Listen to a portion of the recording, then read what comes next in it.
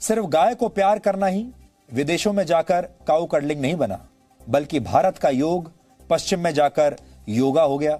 और हमारे देश का हल्दी वाला दूध, जिसे आपकी माँ हमेशा आपको पीने के लिए कहती रहती हैं, ये हल्दी वाला दूध जिसे आप बहुत लोकल समझते हैं, ये हल्दी वाला दूध टर्मरिक लाटे बन गया।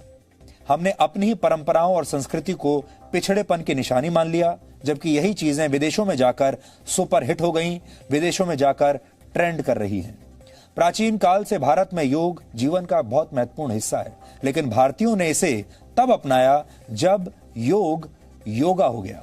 अमेरिका में प्राणायाम की ट्रेनिंग के लिए लोग 1,82,000 रुपए तक दे रहे हैं और वहां पर योगा का बाजार लगभग 1,15,000 करोड़ रुपए तक पहुंच गया है। इसी तरह से भारत का हल्दी वाला दूध पश्चिमी देशों में पहुंचकर अब टर्मरिक लाटे बन गया है। इटालियन भाषा में लाटे का मतलब होता है दूध, यानी इसका मतलब भी वही है, हल्दी वाला दूध। तो हल्दी वाला दूध जब आपको यहां भारत में बताया जाएगा तो आप उसकी कद्र नहीं समझेंगे, लेकिन जब यह कहा जाएगा कि आप टर्मरिक लाटे पी लीजिए तो आप मुंह मांगा पैसा देकर उसे खरीदेंगे। और यह नाम भारत और पश्चिमी देशों के लोगों को बहुत फैशनेबल लगता है, लेकिन असली नाम यानी हल्दी वाला दूध किसी को पसंद नहीं आता।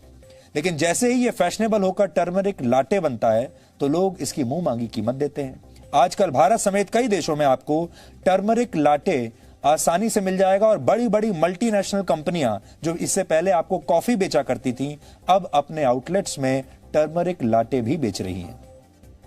यह अमेरिका और ब्रिटेन में एक लोकप्रिय ड्रिंक बन चुका है और वर्ष 2025 तक पूरी दुनिया में हल्दी का बाजार 14,500 करोड़ रुपए से ज्यादा का होने की उम्मीद है। भारत के गांवों में टूथब्रश के बदले नीम के दांतुन का प्रयोग अक्सर किया जाता है और वहां यह बिल्कुल मुफ्त में मिलता है, लेकिन विदेशों में इसे च्यू स्टिक्स का नाम दिया गया है और इसकी कीमत 200 रुपए तक होती है। आपने अपने बुजुर्गों को अक्सर गांव में चारपाई का इस्तेमाल करते हुए जरूर देखा होगा। हमारे गांव में आज भी आपको चारपाइयां मिल जाएंगी।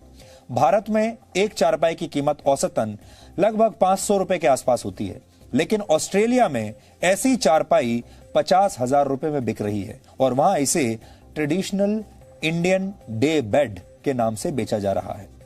हमारे देश में गौमूत्र को लेकर बहुत सारे लोगों के मन में गलत धारणाएं हैं, लोग मजाक उड़ाते हैं। पेट संबंधी बीमारियों में आयुर्वेद गौमूत्र के सेवन की सलाह देता है और कई गंभीर बीमारियों में भी यह फायदेमंद होता है।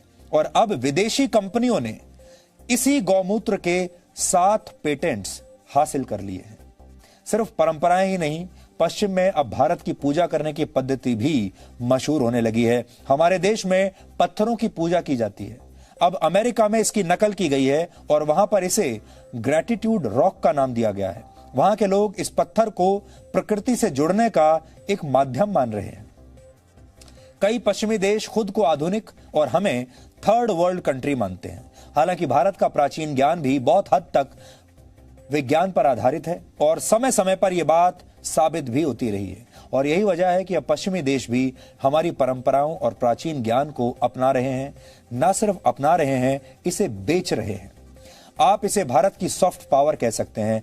भारत अपनी सॉफ्ट पावर को कभी समझ नहीं पाया, लेकिन हम अपनी इस सॉफ्ट पावर को संभाल कर रखने में नाकाम साबित हुए हैं और अभी भी देर नहीं हुई है। अगर आप सब लोग इस मुहिम में शामिल हो गए तो आज भी भारत अपनी इस सॉफ्ट पावर के जरिए दुनिया में बहुत शक्तिशाली बन सकता है।